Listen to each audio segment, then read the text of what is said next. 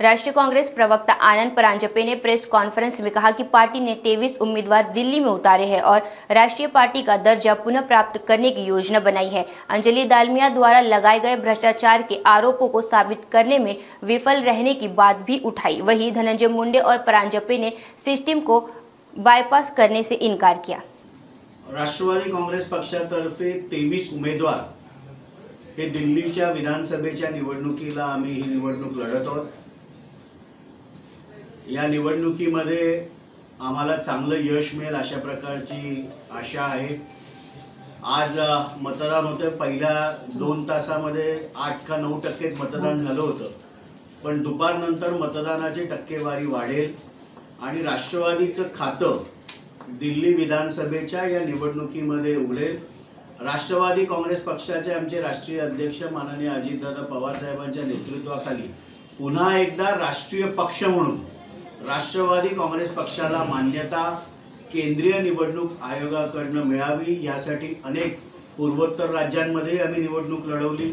यावेळेला दिल्ली विधानसभेची ही निवडणूक आम्ही लढवतो। अनेक माजी आमदार विविध पक्षातून आमच्या पक्षामध्ये आले होते। 7 ते 8 ठिकाणी तरी आम्ही फाईटमध्ये आहोत आणि त्यामुळे आम्हाला विश्वास आहे की ज्यावेळेला मतदानची आकडेवारी समोर येईल, मतदानाच्या आज मतदान होत असताना निर्णय येतील, त्यावेळेला आमचं खातं हे दिल्ली विधानसभेमध्ये उघडलेलं असेल।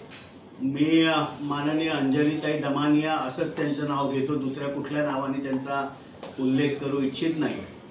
पण एक शांतपणे आपण विचार केला, आजपर्यंत जे आरोप त्यांनी केले हे कुठलेही आरोप त्या सिद्ध करू शकल्या नाहीत। त्यांनी सर्वप्रथम या बीडच्या प्रकरणावर स्वर्गीय सरपंच संतोष देशमुख यांची जी निर्गुण हत्या झाली याला न्याय मिळाला पाहिजे म्हणून सर्वप्रथम त्या बीडला गेल्या, SP कार्यालयासमोर उपोषणाला बसल्या। त्यानंतर हे राजकीय वळण ह्याला मिळत काल 275 कोटीचा भ्रष्टाचार हा कृषी मंत्री असताना माननीय धनंजय मुंडे साहेबांनी केला अशा प्रकारचा आरोप केला। इफ्को ही जी कंपनी आहे ही आजची नाही, गेले जवळजवळ 75 वर्ष फर्टिलायझर उत्पादन करण्यामध्ये भारतातील अग्रगण्य कंपनी आहे। ज्या नॅनो युरिया आणि नॅनो DAPचा त्यांनी उल्लेख केला, हे दोन्ही फर्टिलायझर्स वापरले गेले पाहिजेत याबद्दल आग्रही भूमिका ही देशाचे लोकप्रिय पंतप्रधान माननीय नरेंद्र मोदी साहेबांची आहे आणि त्याच्याच धागा धरून महाराष्ट्रामध्ये देखील नॅनो युरिया आणि नॅनो DAP चं वितरण करण्यात आलं। जी आकडेवारी त्यांनी सांगितली ही सत्य नाही। 225ची MRP असताना 202.46 रुपये ह्या रेटनी नॅनो युरियाची खरेदी झाली। नॅनो DAPची खरेदी 600 रुपये MRP असताना 546 रुपयांनी झाली आणि ज्या स्प्रेइंग पंप बद्दलची माहिती त्यांनी दिली ह्यामध्येही तफावत आहे।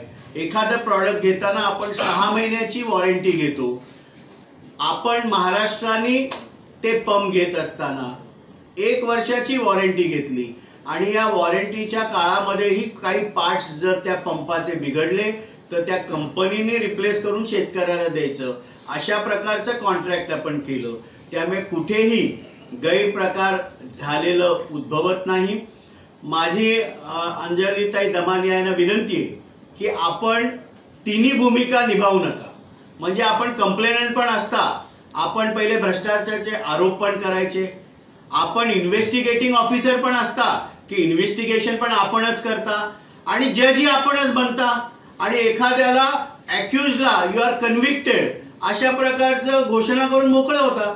त्यामुळे आपण लोकशाहीमध्ये आपल्याला आरोप करायचा अधिकार आहे, पण तिन्ही भूमिका आपण बजावून म्हणजे कंप्लेनंटच्या पण इन्व्हेस्टिगेटिंग ऑफिसर म्हणजे आपणच सगळं इन्व्हेस्टिगेशन केलं आणि सत्य मी कसं बाहेर आणलं हे जे लोकांसमोर आणून आपण महाराष्ट्राला भ्रमित करता आणि याही पलीकडे जाऊन न्यायव्यवस्था पण आपणच आहात आणि एखादा निर्णय झाला, भ्रष्टाचार झालाच अशा प्रकारची जी भूमिका घेता ही योग्य नाही, लोकशाहीसाठीही चांगली नाही।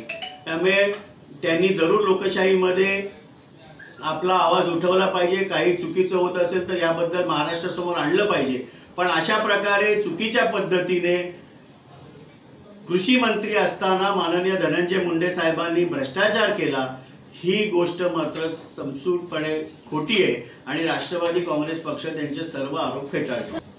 कृषी मंत्री अध्यक्ष असलेल्या कमिटीमध्ये ACS ॲग्रिकल्चर, फायनान्स सेक्रेटरी सर्व उच्चस्तरीय अधिकारी असतात आणि ही संपूर्ण प्रक्रिया राबवत असताना माननीय मुख्यमंत्री साहेबांथ्रू ही फाईल जाते। त्यामुळे कुठल्याही प्रकारचं सिस्टीमला बायपास करून काहीही घडलेलं नाही। केवळ आणि अशा प्रकारची पिटिशन ही मुंबई उच्च न्यायालयामध्ये होती। उच्च न्यायालयाने देखील सांगितलं की रिफ्रेश करा, नाहीतर मी डिसमिस करेन। त्यामुळे नवीन काही त्यांनी आरोप केलेले नाहीत। तीच कागदपत्र घेऊन काल त्यांनी मीडिया समोर त्या बोलल्या। मला त्यांच्या बद्दल पूर्ण आदर आहे, पण बेछूट आरोप करणं त्यांनी बंद करावं।